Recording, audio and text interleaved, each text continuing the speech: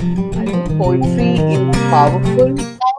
Any art form, any kind of art, and the world needs it now more Yeah. than ever before. I am this too much person, too much love, too much pain. Yeah, I think poetry is something I don't really manage. I think that it manages me. It kind of uh, it kind of takes care of me. I think poetry to me means existence. The transition from ordinary to extraordinary, personal to sharing it with like-minded people. Name is Chandrama, and I grew up with the poetry of Gulzar Saab. It's not something that I have to do. It's something that happens to that makes me feel better. Too much pain, too much thinking, too much obsessing, too much of too much. This intensity gets exhausting. I am either birthing butterflies or breaking patterns. I am either churning nights or sleepwalking through days. I'm either loving ferociously or fixing my worn out heart with a sandpaper. I'm learning to grow a garden in between my extremities now. I'm learning to grow a garden in between my extremities now, where broken blossoms into brave, where restlessness roots a rainbow, where too much means abundance.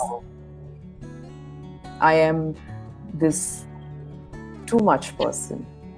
And I think anything that you're passionate about doesn't really take too much effort. That's how it looks.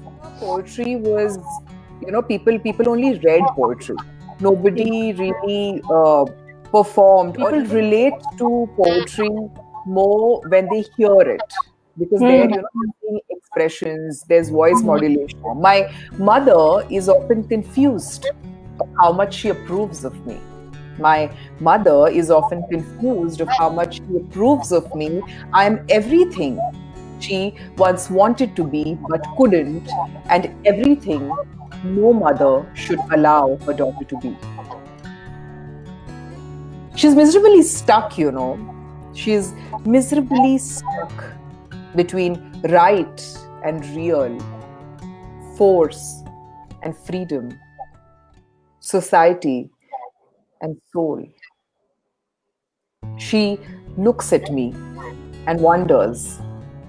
She looks at me and wonders, did I really create this? I know. I know I know there is love at the core of this dilemma when she asks me to tone down my attitude, my language, my fierce oomph.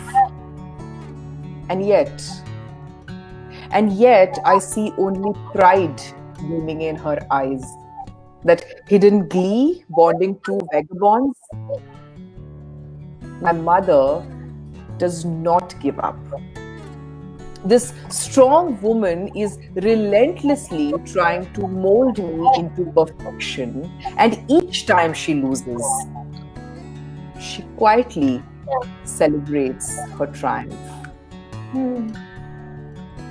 My stubbornness is her strength. My stubbornness is her strength, and her secret pride is mine. My mother is often confused of how much she approves of me. Wow. It's a transition, say, from fear to freedom to, longing and loss to love. I have, grown up into a better person, into a more calmer being, into a more matured, easier person. It is a catharsis of sorts. Like started writing, it was often out of anxiousness, out of restlessness, as a youngster, even as a kid. First book was published when I was 15 years old. The name of the book is Chandravir, and I was in class 10th when that book was published. It's a book of Marathi poems, and it's a four-liner format. It's called Saroya in Marathi. A lot of my love for literature and my love for writing came from my father. So he was a police officer, but he always had this idea. So he started his career as a professor and then he became a police officer. But my grandmother told us a lot of fairy tales. So I think that is also, I mean, the way I remember it, that's also a beginning of imagination, of poetry. Yes. I had this entire world of magic and music and everything, which is, I won't call it fictitious. I won't say that it was all fiction, but I never stopped. I mean, really stopped believing in fairy tales. And the poem starts like, "Tell your kids that unicorns exist, and tree trunks can keep your secrets safe." And tell them that caterpillar nibble on rainbows before turning into butterflies. So I think the magic element that we give up when we are growing up is, in a way, the reason that it takes us such a long time to get back to art. We are all born artists. Kids are born artists, they see colors, they see shapes, and they dance and they sing, and we are like, in the name of grooming, we're somehow taking it away from them and limiting it to a school. A lot of literature, a lot of writing happens, it comes out of intensity. It is, how much you can feel and how deeply can you feel. Now, I would not say that your life has to be a tragedy for you to be a poet. I think your ability to feel a certain way makes you write and makes you write with that kind of honesty. Poetry?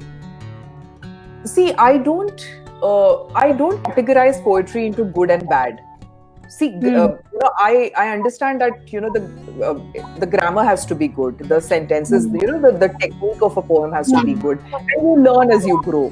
But I would not dismiss a poem as bad because I don't relate to it or because I don't resonate with it. Maybe it means something to someone. Yes, poetry as a medium of expression is always relevant. It, of course, depends on the topics that one chooses to write about. Like, I have a poem on mother, which will always be relevant. Probably 4 generations after me, if they read, they're more. So I think why we resonate with poets like, say, Amrita Pritam or Gulzar Saab or say Frida Kahlo, or Nida Fazli. इनके poems में हम अपने आप को देखते हैं. And they have not written for us to read. They have written with complete honesty. They have put down their deepest, honest, darkest thoughts on paper. And somewhere we see ourselves in their work, or relate to someone's work. I think that is because you find yourself in that work. You get a feeling that, oh, this is me. Relatable and non-relatable definitely depends on how honest you are to your work.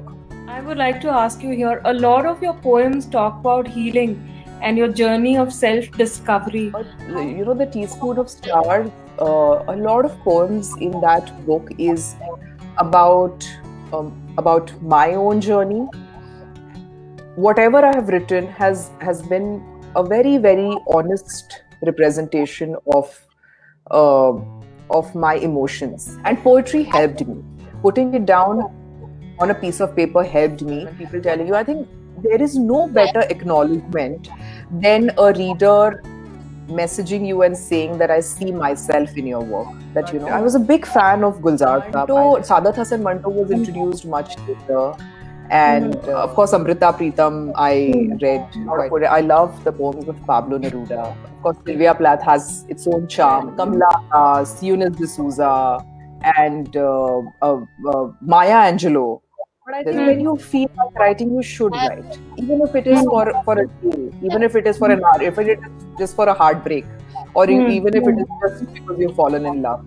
I think Hmm. it deserves that emotion, deserves poetry. That emotion deserves giving it that much time. So I think Yeah. it's fine. I mean, jo bhi medium. You need to groom. Like from my first poem to my latest poem, it has been a long journey. A Yeah. certain discipline, a certain learning is very important to just keep making yourself. It is just to make your own work better. It is important to edit. It is important to read and reread. It is important to ensure that you're not using too many words, you're not filling it too much. You're only saying what is required. Tremendously. Yes, because I read a lot. I got this exposure to Hmm. world literature. I read poetry of the people I'd never even heard about, because there are certain kind of discipline is required, especially when you're doing a serious writing. If you want to get a book out, there are people who are going to spend their money and their time and going to read your book. Later, there was a phase in my life where it became an important thing for me, where if I didn't read for a bit every day, or if I didn't write something, I felt like something was incomplete. So I think once it becomes a habit, it automatically starts growing on you. And I think anything that you're passionate about doesn't really take too much effort stuff. So there are days when it doesn't happen. And on those days, I just write what I feel like. But just that feeling of putting something down, writing something, putting some words together, it kind of gives me this feeling of coming back home. I am this too much person, too much love, too much. Yeah, it's So amazing now to it's be like, this is my strength. What will you do? Go. yeah. I think poetry can change a lot. Poetry is changing a lot. Uh, and it empowers you in a way. It has empowered me. It has made me the person I am, and I owe a lot to this journey to poetry. Yeah. Thank you so much, Chandrama, for speaking to me for this hour. Absolute pleasure. I'm so glad we did this, and I got a chance to know you better. Yeah. I love the conversation. Thank you. Thank you. I loved it too. You have some beautiful insights. And thank Thank you you. for reading. Thank you so much. Yeah. Thank you, guys. Whoever's attending this, thank you so much, and have a good evening. Yeah, thank you. The more we must read more and not give up on our art again. If you stand for some art, you have art in your life. As Chandrama rightly said, it really holds us. It holds us like a baby. And the art takes care of us. We don't have to manage it or, put it in a slot. And a promise to get more people. Do write to me if you have anything to add to what I do, or you think that you have a person whom you want to recommend to me, who would have this lovely have a conversation about their creative process. And thanks to Chandrama for being on the creative process. So with this I take leave, and have a great evening, everybody.